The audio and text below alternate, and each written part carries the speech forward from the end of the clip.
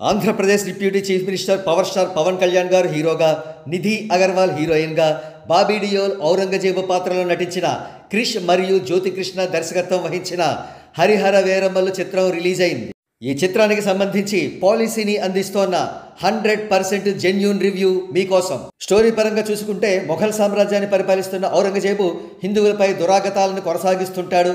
వారు మతం మారకపోతే వారిపై జిజియా పన్ను విధిస్తుంటాడు.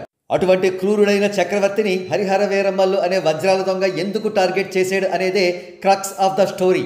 ఇక ఫస్ట్ హాఫ్ విషయానికి వస్తే పవన్ కళ్యాణ్ గారి టైటిల్ కార్డు చక్కటి బీజిఎంతో అలరించిందని చెప్పవచ్చు.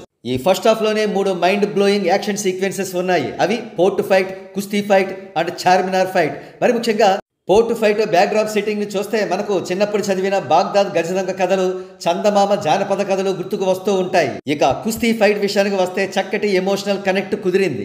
ఇక చార్మినార్ ఫైట్ విషయానికి వస్తే మనం జేమ్స్ బాండ్ యాక్షన్ సీక్వెన్స్ ని పీరియడ్ జోనల్లో చూస్తే ఎలా ఉంటుందో అలా ఉందన్నమాట. ఫస్ట్ హాఫ్ కి సంబంధించి మనకు అండర్ రేటెడ్ గా అనిపించేలా ఉన్నప్పటికీ అత్యంత బలమైన ప్లస్ పాయింట్ హీరో హీరోయిన్స్ మధ్య రొమాంటిక్ కెమిస్ట్రీ. పవన్ కళ్యాణ్ గారు ఇప్పుడు రాజకీయాల్లో ఉన్నారు కదా, డిప్యూటీ సీఎం అయ్యారు కదా, రొమాంటిక్ ట్రాక్ విషయంలో ఏమైనా ఇన్హిబిషన్స్ పెడతారేమో అనుకున్నారంతా.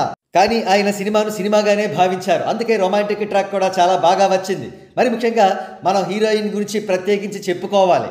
నిధి అగర్వాల్ నిజంగానే అద్భుతమైన అందగత్త, లేదా కాస్ట్యూమ్స్ వల్ల ఆమె అలా కనిపించిందో తెలియదు కానీ ఆమె నిజంగానే ఒక దేవకన్యలా, ఒక రాజకుమార్తెలా కనిపించింది.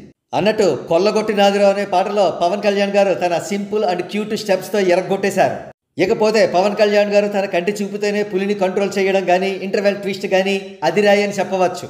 ఇకపోతే సెకండ్ హాఫ్ విషయానికి వస్తే ఒక లక్ష్యంతో ఢిల్లీకి బయలుదేరిన పవన్ కళ్యాణ్ గారు మరియు అతని మిత్రుల జర్నీ కౌబాయ్ మూవీస్లో ఉండే అడ్వెంచరస్ జర్నీలను తలపిస్తుంది.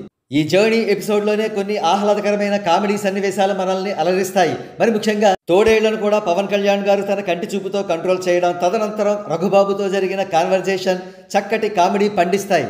ఇకపోతే ఋషులు చేసే మహాక్రతువును భగ్నం కాకుండా చూసే ఎపిసోడ్లో పవన్ కళ్యాణ్ గారి హీరోయిజం ఎక్స్ట్రాడినరీగా ఎలివేట్ అవుతుంది. అన్నట్టు సెకండ్ హాఫ్లోనే రివీలింగ్ కాస్ట్యూమ్స్లో నిధి అగర్వాల్ చేసిన తారా తారా స్పెషల్ సాంగ్ ఉర్రూతులుగిస్తుంది. ఇక ప్రీ క్లైమాక్స్ యాక్షన్ సీక్వెన్స్లో పవన్ కళ్యాణ్ గారి భావజాలం బ్యాక్డ్రాప్లో ఆయనే స్వయంగా డిజైన్ చేసుకున్న యాక్షన్ సీక్వెన్స్ సినిమాకే వన్ ఆఫ్ ద హైలైట్స్ అని చెప్పవచ్చు.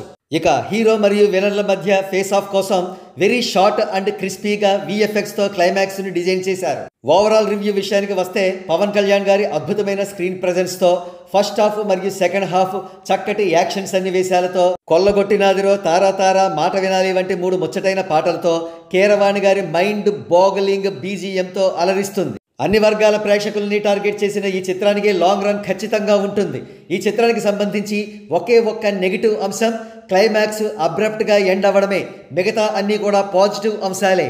అందుకే పాలసీని ఈ చిత్రానికి ఇస్తున్న రేటింగ్ 3.75/5.